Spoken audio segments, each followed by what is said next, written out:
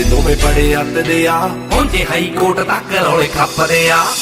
ਇੱਥੇ ਤਾਂ ਸ਼ਰੀਕਾਂ ਚ ਸੀਨੇ ਤੇ ਚੱਲਦੀ, ਹੁਣ ਅਸਲੇ ਯੂਪੀ ਤੋਂ ਜੱਟਾਂ ਚੱਕ ਲਿਆ, ਹੁਣ ਜੇਲ੍ਹ 'ਚ ਹੀ ਹੋਊ ਨੀਂਦਦਾਰ ਯਾਰ ਦਾ।